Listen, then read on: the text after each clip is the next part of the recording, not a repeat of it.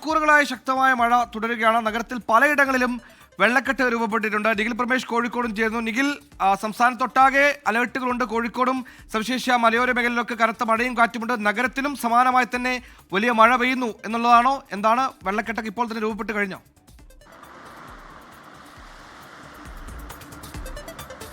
തീർച്ചയായും സുഹൈൽ, ഇന്ന് രാവിലെ മുതൽ താമരശ്ശേരിയിലും കട്ടിപ്പാറയിലും ഒക്കെ അവിടങ്ങളിൽ നിന്നെല്ലാം ഒരുപാട് മഴ ദുരിത കാഴ്ചയുടെ വാർത്തകൾ പുറത്തു വരുന്നുണ്ടായിരുന്നു.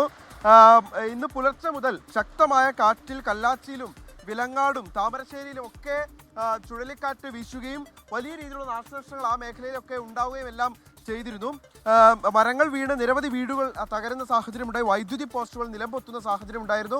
ഇപ്പോൾ ഞങ്ങളുടെ കോഴിക്കോട് നഗരത്തിലാണ്. അതായത് എത്രത്തോളം ഈ ഡ്രൈനേജ് സംവിധാനം അടക്കം പരാജയപ്പെടുന്നു എന്ന് വ്യക്തമാക്കുന്നതാണ് ഈ കാഴ്ചകൾ. റോഡിലൂടെ കടന്നു പോകാൻ കഴിയാത്തതിനാൽ ഫുട്പാത്തിലൂടെ വാഹനങ്ങൾ കടന്നു വരുന്നത് നമുക്ക് കാണാൻ കഴിയും. അവരെ സംബന്ധിച്ചിടത്തോളം ഈ പാതയിലൂടെ ഇപ്പോൾ നമ്മൾ ഈ കടന്നു പോകുന്നത് മാവൂർ റോഡിനോട് ചേർന്ന് തന്നെയുള്ള പ്രദേശമാണ്. അവിടെ ഇത്തരത്തിൽ വലിയ വെള്ളക്കെട്ട് രാവിലെ മുതൽ പെയ്ത മഴയുടെ പശ്ചാത്തലത്തിൽ രൂപപ്പെടണമെങ്കിൽ ഈ ഡ്രൈനേജ് സംവിധാനങ്ങൾ എത്രത്തോളം പരാജയപ്പെടുന്നു എന്ന് വേണം നമ്മൾ വായിച്ചെടുക്കാൻ. ഈ പശ്ചാത്തലത്തിൽ ഈ റോഡിൽ കുഴികൾ എന്തെങ്കിലും ഉണ്ടോ എന്ന് ആശങ്കപ്പെട്ടിട്ടാണ് പല ബൈക്ക് യാത്രികരും സത്യത്തിൽ ഈ ഫുട്പാത്തിലൂടെ അവർക്ക് കടന്നു വരേണ്ടുന്ന ഒരു സാഹചര്യം ഉണ്ടാകുന്നത്. എന്തായാലും അതിശക്തമായിട്ടുള്ള മഴ കോഴിക്കോട് ജില്ലയിൽ മണിക്കൂറുകളായി തുടർന്നുകൊണ്ടിരിക്കുകയാണ്. ഇത് വലിയ രീതിയിലുള്ള ആശങ്ക സൃഷ്ടിക്കുന്നുണ്ട്. ഇങ്ങനെ മഴ തുടർന്നാൽ എന്തായിരിക്കും സാഹചര്യം എന്നുള്ളതാണ് ആളുകൾ ചിന്തിക്കുന്നത്. മാവൂരിലും കാറ്റിൽ വ്യാപക നാശനഷ്ടങ്ങൾ ഉണ്ടായി.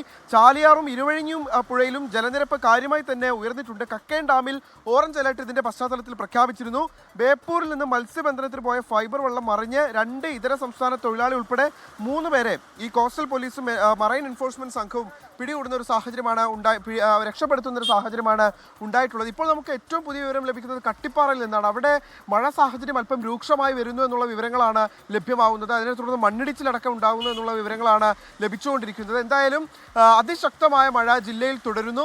മലയോര മേഖലകളിലാണ് കൂടുതൽ ആശങ്കകൾ വേണ്ടത്. ഇപ്പോൾ കട്ടിപ്പാറയിൽ നിന്ന് 17 കുടുംബങ്ങളെ, ഈ മലയിടിച്ചിലുള്ള പ്രദേശത്ത് നിന്ന് 17 കുടുംബങ്ങളെ ഇതിനോടകം തന്നെ മാറ്റി പാർപ്പിച്ചിട്ടുണ്ട്. ഈ മലയിടിച്ചിൽ തുടരുകയാണെങ്കിൽ ഒരുപക്ഷെ കൂടുതൽ ആളുകളെ മാറ്റി പാർപ്പിക്കേണ്ടുന്ന ഒരു സാഹചര്യം വരെ ഉണ്ടാകും. ഇന്ന് ഉച്ചയ്ക്ക് അല്പസമയത്തിനകം തന്നെ അവിടെ ഒരു സർവകക്ഷി യോഗം ചേരുന്നുണ്ട്. ഏത് തരത്തിലുള്ള മുന്നറിയിപ്പാണ്, മുൻകരുതലാണ് സ്വീകരിക്കേണ്ടത് എന്നുള്ള കാര്യം വിലയിരുത്തുന്നതിന് വേണ്ടിയിട്ട് ഒരു സർവകക്ഷി യോഗം കൂടി ചേരുന്നുണ്ട്. ഇപ്പോൾ ഈ പ്രദേശത്ത് മാത്രമല്ല, അല്പം കൂടി മാറിയുള്ള ഇടങ്ങളിലേക്ക് പരിശോധിക്കുകയാണെങ്കിലും ഈ താഴ്ന്ന പ്രദേശങ്ങൾ കേന്ദ്രീകരിച്ചുകൊണ്ട് വെള്ളം കയറുന്ന റോഡിൽ കാര്യമായി തന്നെ വെള്ളം കയറി ഒരു വെള്ളക്കെട്ട് രൂപപ്പെടുന്ന സാഹചര്യത്തിലേക്ക് കാര്യങ്ങൾ മാറിയിട്ടുണ്ട്.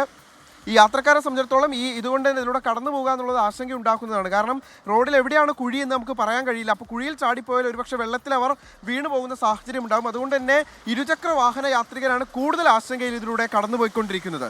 സുഹൈൽ, എന്തായാലും എങ്ങും മഴയാണ്. മലയോര മേഖലയിലും മഴയാണ്, നഗരത്തിലും മഴയാണ്. കോഴിക്കോട്ടെ നഗരത്തിലെ മഴയുടെ വിശദാംശങ്ങളാണ് നിഖിൽ പ്രമേഷ് നൽകിയത്. ഏകദേശം ബോണറ്റ് അളവിലൊക്കെ വെള്ളം കയറിയിട്ടുണ്ട്. വാഹനങ്ങളൊക്കെ അങ്ങനെ കടന്നു പോകുന്നു. വലിയ കുഴികളൊക്കെ അവിടെ ഇവിടെയായിട്ടുണ്ട്. ആ കുഴികൾ കൃത്യമായി അറിഞ്ഞില്ലെങ്കിൽ വലിയ അപകടത്തിലേക്കും കാര്യങ്ങൾ എത്തിക്കും. അതുകൊണ്ട് തന്നെ വലിയ ജാഗ്രത ഡ്രൈവിംഗിലടക്കം ഉണ്ടാകേണ്ടതുണ്ട്.